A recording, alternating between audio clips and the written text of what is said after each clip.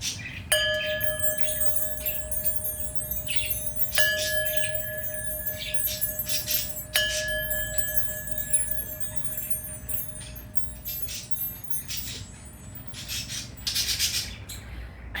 Rising Collective, namaste. These dogs are driving me nuts. Come on, get inside, hurry up. Alright, sorry about that, guys. Such a pretty day today. Finally, the rain has let up, but it looks like there might be another shower, maybe sneaking in the afternoon, but... Alright, so... Alright, welcome to... This is another dream message, okay? This is another dream message, dream interpretation message, warning. So this may resonate for some of you and it may not, okay? Welcome to my new subscribers again. Welcome, welcome, welcome. I am a prophetess. I am a visionary seer, a dream interpreter. I get prophetic dreams, visions of anything that might happen, good or bad. I also can interpret dreams like Daniel. I was born with my gifts, okay, from father, okay, and my grandfather also bestowed some gifts upon me as far as ancestry and like the orishas. I don't really deal or work with the orishas, but they are a part of my spiritual gifts and background, okay. So you guys, if you need to know, so I am a little educated on them, okay. So with that being said, let's get into this dream that I had yesterday. All right, so the dream that I had, okay, it's weird, okay, but I was able to put two and two together, okay, because of something, because of an orisha that appeared to me on the stairwells earlier this morning. All right, so in this dream, my ex was outside in the front smoking a cigarette, and I was coming down the block, and in this dream was weird because in my car I didn't have the Mazda that I had. I had a white, I think it was like a Lexus or a BMW, and it was white. But as I'm coming down the street, I'm looking at my car and I see like this red on my car and like this big blob, like it looked like a big chunk of red blob, you know, almost like a blood clot type of thing, right? But it was big in size and it was like plastered, like thrown, smashed on my front, on the passenger door, right?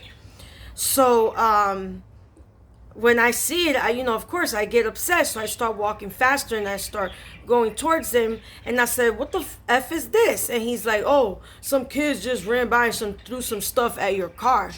And I looked at him like, you didn't say nothing? Like, you didn't do nothing? You didn't say nothing? He's like, oh, they did it so fast and they ran up the street. We have like a crossway road right here, right? Which is funny because it's a crossroad connection here, okay? It's crossed like a T, okay? All right? So, and I'll tell you how that ties in with the orisha that appeared to me. So, I got mad at him, you just, you don't defend, you don't do nothing. Like, you don't protect me for crap. In the dream, I was very angry with him, right? So I said, which way did they go? And he points, right? So I start walking back up the street, right? To see if I see these little hood rats, right? And so out of nowhere, like about 20 kids between the ages of 9 and 16 come running around the bend, and this is in my dream, okay, guys? They come running around the bend of the tennis courts, okay? And so when I see them, I'm like, yo, it's like, you want to play games? I'm calling the cops, I said to them, right? So all of a sudden, I remember some of them had on like these green hoodies, like these green sweatshirts, and I'm like, damn, it's hot as hell. Like, why are they wearing whatever? So some of them start coming at me, like trying to come towards me, charging around me. So I start coming back to my place. I'm running back to my apartment, right? And they're running after me. And so then when Carlos sees this, he starts going, like, not running, but like jogging up the street. I don't know if he was going to help me. I don't know what the hell he was doing because, like, whatever. I don't expect anything from him anyway, So as I'm running, I get to my door and I go inside my door and I try to close my door, and they were right behind me. So they all try pushing the door so I wouldn't close and lock it, right? So when I finally get the strength, you know, I'm in my head, I'm saying, Lord Jesus, you know, like, help me, give me strength. You know how Samson asked for strength when he was getting ready to take the temple down? I did the same thing, and the door just slammed really hard and I was able to lock it. So the kids start proceeding on kicking the door, all this kind of stuff. And when I look towards my kitchen window, because my blinds were open, I had my camera there, right? So the camera is catching all of this. And so this one particular kid, he must have been like between 14 and 16 years old, light skinned, you know, kind of tall, slender looking, slim looking. He starts licking the glass window, going like that, like a psycho, you know, like real crazy, and going, ah. And I'm sorry, guys. It was just so freaking weird and crazy, right? So I'm looking at him like he crazy, right? And I'm like, what the hell is wrong with y'all? You know, and I'm going like this. I was like, fucking crazy, you know. So I get on the phone and I proceed to call the police, right? So as I'm on the phone with the police and I'm explaining to them what's going down, in my mind's eye, I'm wondering, and first I'm thinking, where the hell is Carlos? You know what I'm saying? And then in my mind's eye, all of a sudden, I see a vision of him knocked out, laid out, knocked out, with blood coming out of his head up the street. So I'm assuming that these kids cracked him over the head with something, like really hard. You know, a bat or rock, something, you know? So he's laying there in this pool of blood, you know, and I see this from the vision of my eyes. So I tell the cop, I'm like, oh my God, I think something happened to my ex. And he's like, what do you mean? He's like, because he came, I guess he was coming to help me. I don't know. But he's not back in the apartment. And I saw him laying on the ground with blood coming out his head. So from this point on, I wake up. I woke up from my dream. Okay. It was around 8:48 this morning. Okay. I looked at my clock. It was 8:48. And you know that 8 represents karma. You know, and we are in the year of karma and judgment and wrath. Now, y'all know that this is the second dream in a row in a couple of days that I've had dreamed about Carlos dying. Okay? All right? Because I think he did pass away in the dream, you know. Because, I mean, the fact that, I mean, like, it's just crazy, bro. Okay? Y'all know that I had a dream about him the other day that he got torn up and eaten by sharks. Okay? Now, when I woke up at 8:48 and I noticed the time, I said, this is massive. You know, like something is about to happen. Something's going to happen. Something's going to go down. Not with me, but with him. You know, because I can feel it, okay?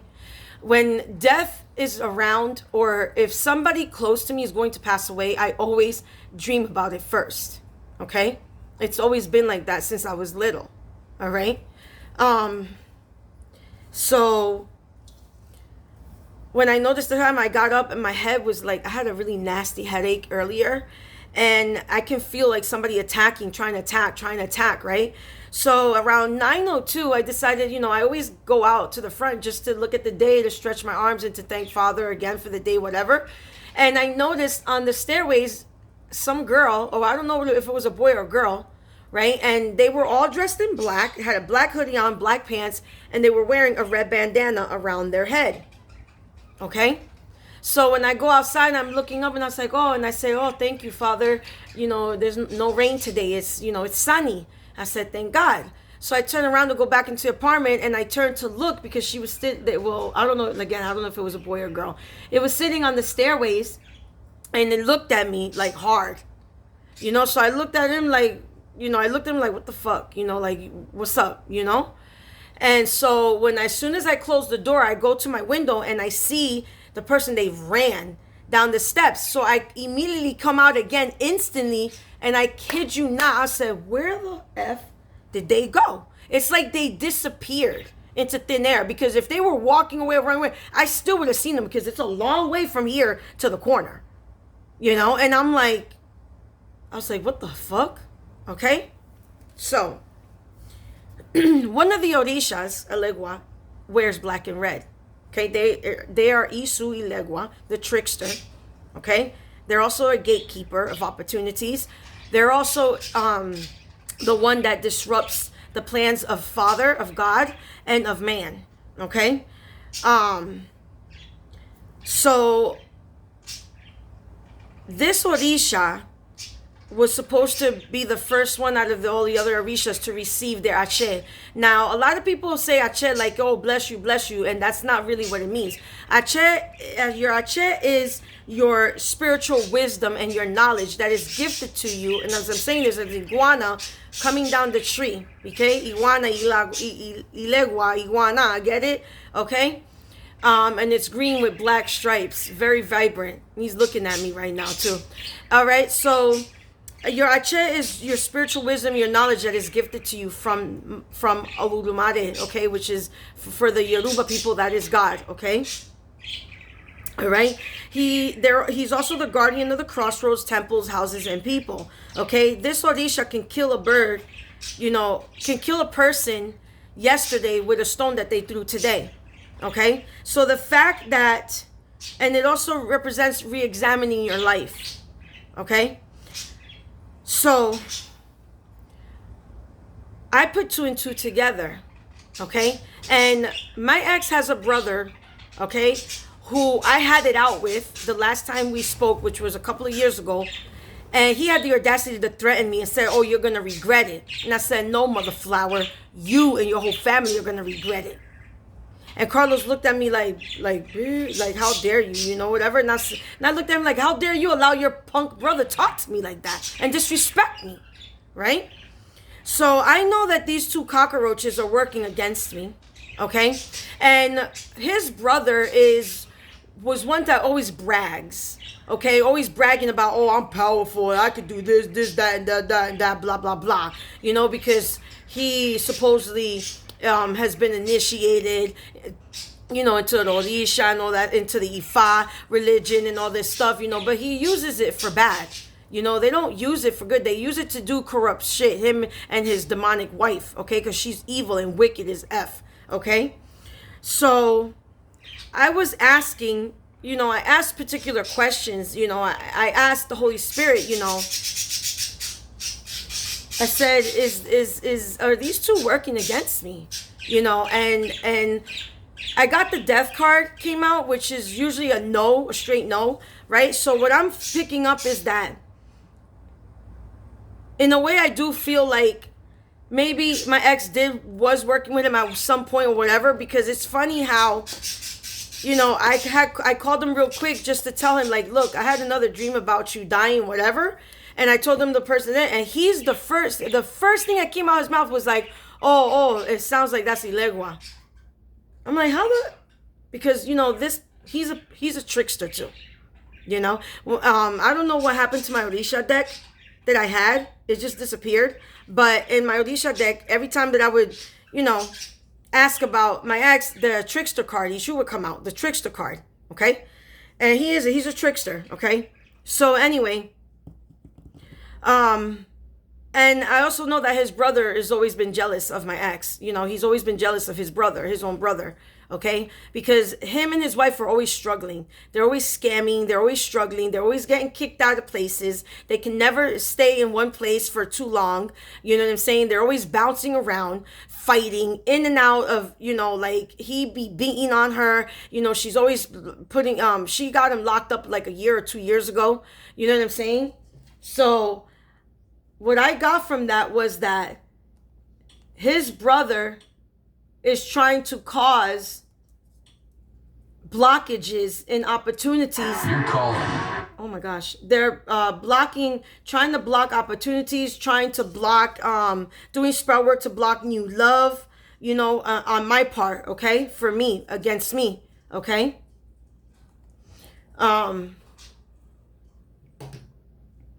And I know that they like to play a lot and go to the crossroads a lot in the spirit. All right. Now, I want to tell you a quick story about Esu-Elegua and his brother Olokun.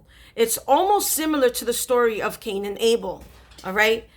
Because Esu-Elegua was a hunter. Okay. And Olokun was more of a farmer. Okay. And it's the same like with Cain and Abel. Okay. Abel was a hunter and Cain was like a farmer, okay?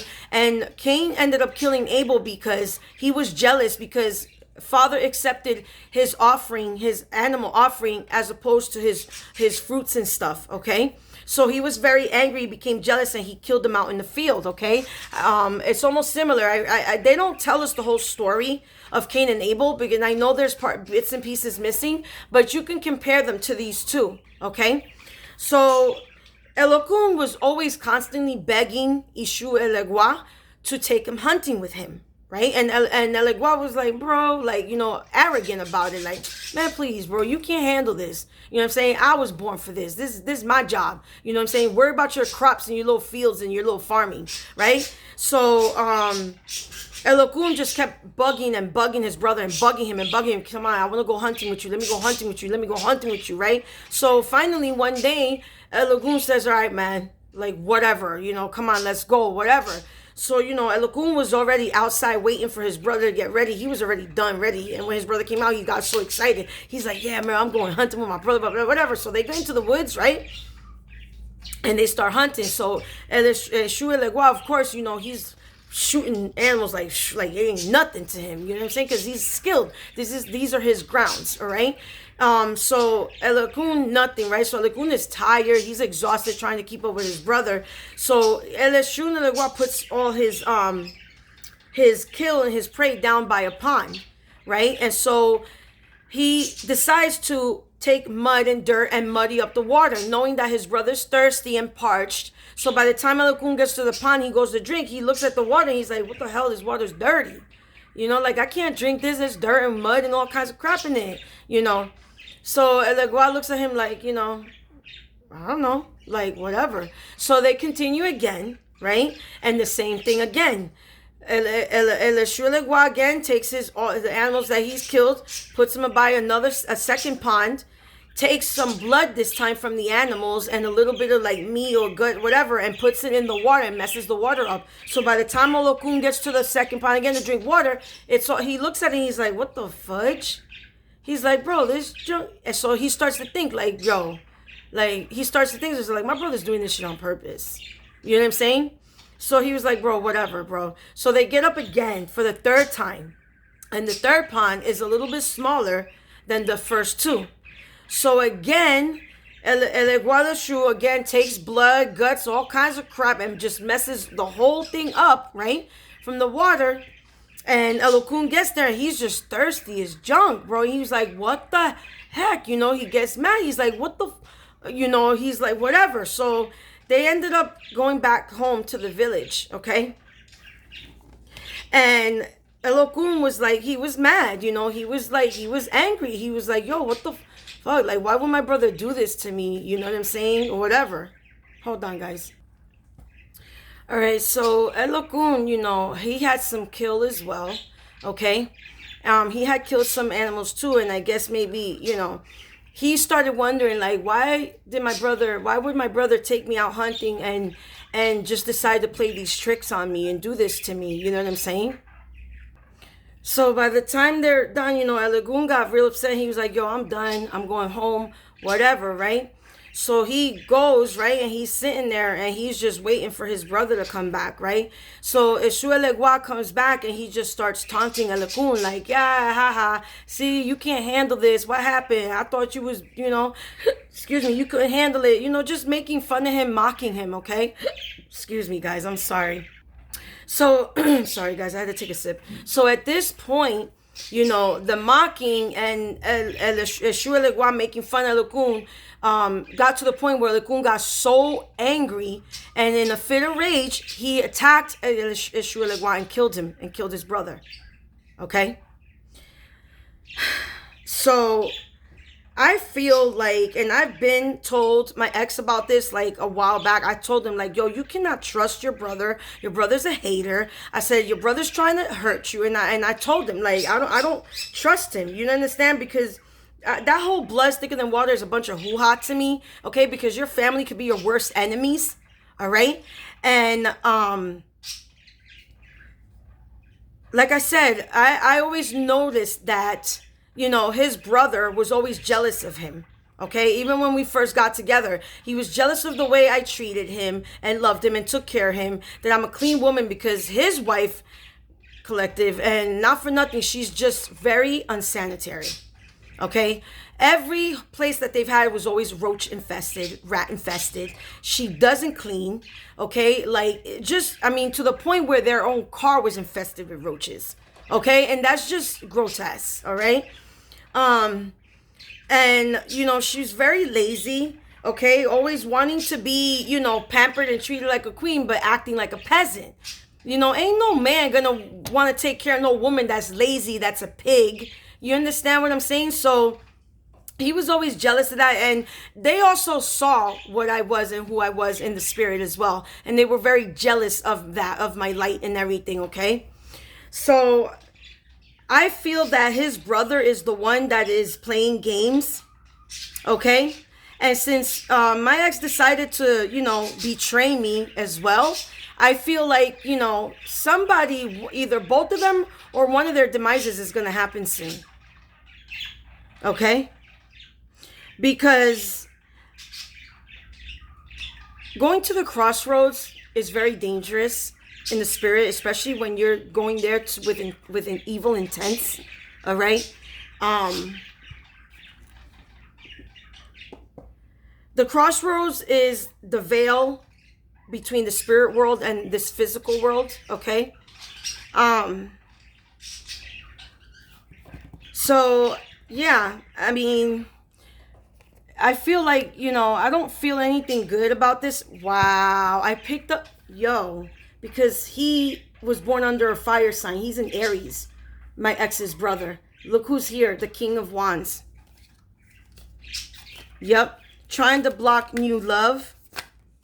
Yeah, because I walked away. Because I walked away from this demonic family because they're all wicked.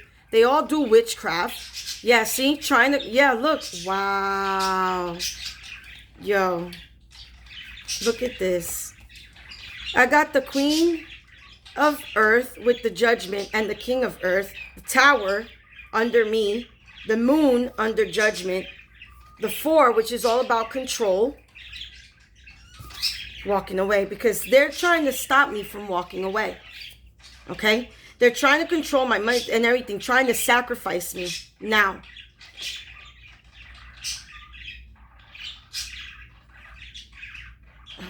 Now, hold on, guys. He says, So basically, after Olokun kills his brother, he picks up some of his brother's kill and starts going to town to walk towards town.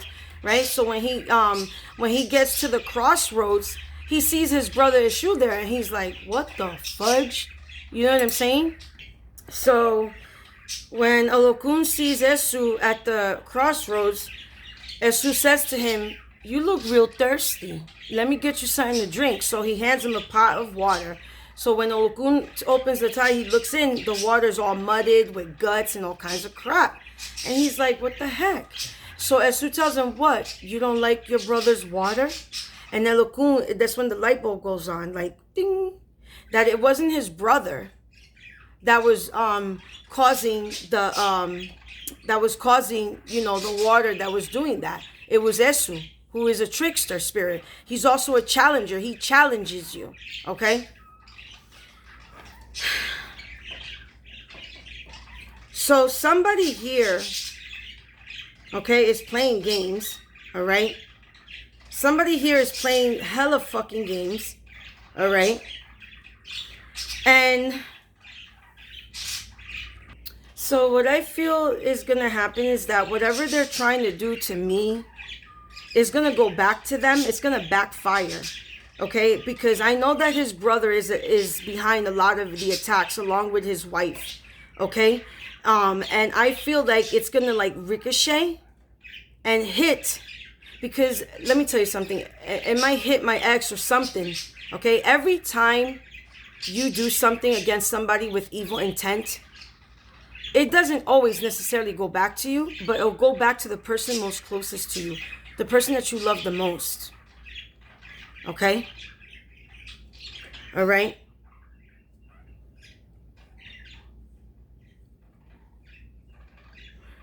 So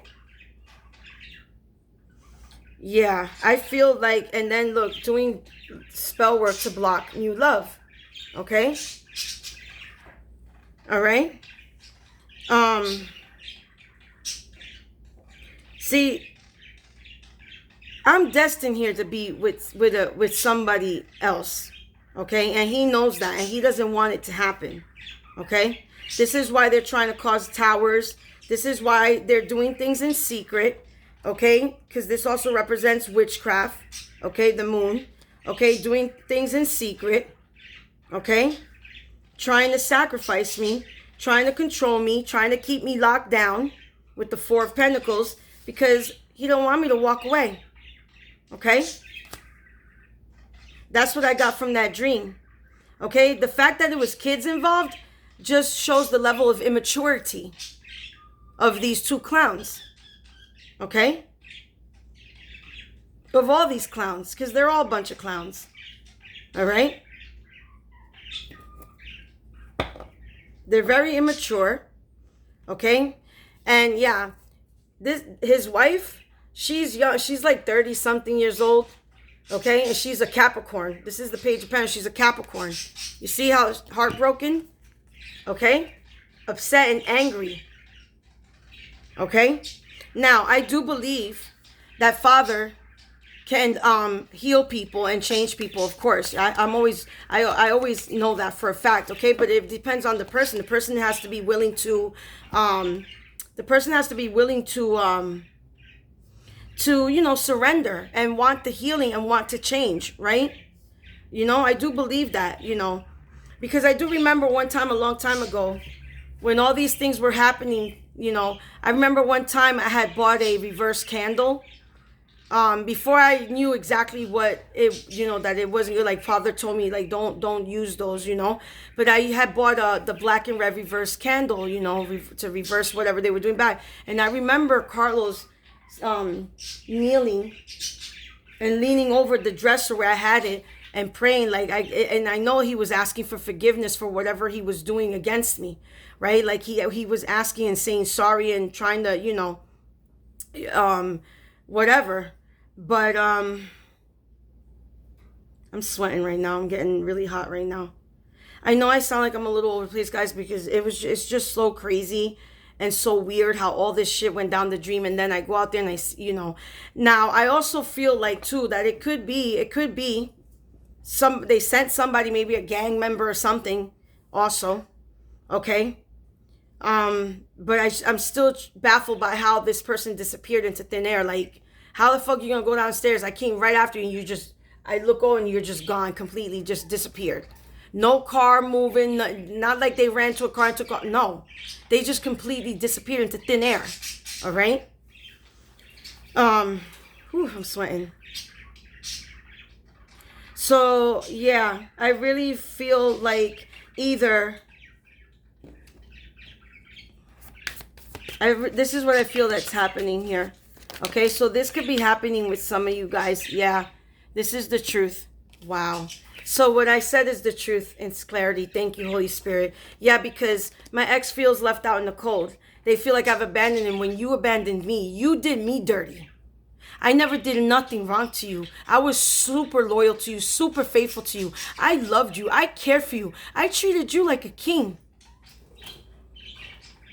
I waited on you hand and foot. Even when I had my surgeries, I was supposed to be getting up or doing anything. I would still get up at 5 in the morning to make you breakfast and everything else. Please don't ever forget those things. Okay? Because you've been sitting here lying about me behind my back. You think I don't know. You think I believe anything that you tell me. No, I do not. Okay? And I thank Father and the Most High for confirming everything that I'm saying is the truth with this Ace of Swords here. Okay? Okay? Because they don't want me to, he doesn't want me to walk away, but yet he refuses to take accountability, acknowledge, apologize, and repent for what he's done. You think you're going to control me? No, you're not. Okay? All right? So this is what they're trying to do here. Okay? So some of you guys could be dealing with a situation like this.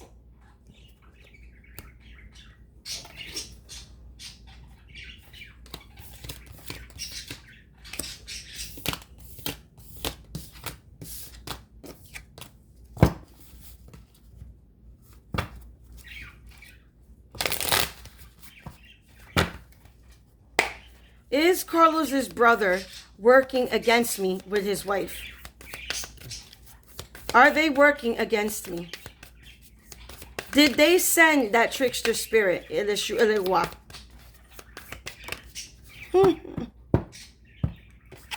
His wife. You see what I'm saying?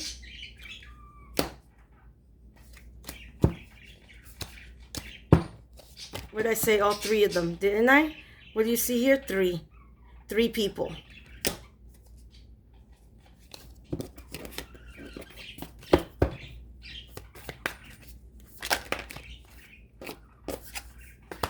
Yep. Trying to steal. Yep. Look at this. Yep. Look at this. Trying to steal everything that I've worked hard for. Okay. Non-stop working. Okay. This is non-stop behind the scenes, round the clock, toiling and labeling, trying to take away my 10 of water, which is ultimate wish fulfillment. Okay. Okay. Pentacles, Pentacles, Cups. Capricorn, water sign. Is this my ex's brother's wife? Hold on. Because they're messing around. They're playing games. They're upset because I know they're watching me. And they're angry. Is this my... Yes, it is. She was always jealous of the love. And I know that she was in love with... Mind you, this is a girl that grew up with my ex's family as a sister. Even though they're not blood related, but still. And she's always been in love with Carlos. She even had the audacity to tell me that she slept with him when they were young. They used to play around and mess around when they were younger. Okay? And Carlos denies this. Okay? But I don't know, because it's just so weird. You know, let's see. Did Carlos ever mess around with Jessica? Okay. No, the devil's a straight no. Okay. Because she's a liar. She's just obsessed with him. She's always been obsessed with him. So he was telling the truth. Yeah, because, you know, she's not an attractive person, collective. Trust me. She's not cute at all. Okay? And like I said, she's always been jealous of my beauty, my body, and everything. Okay?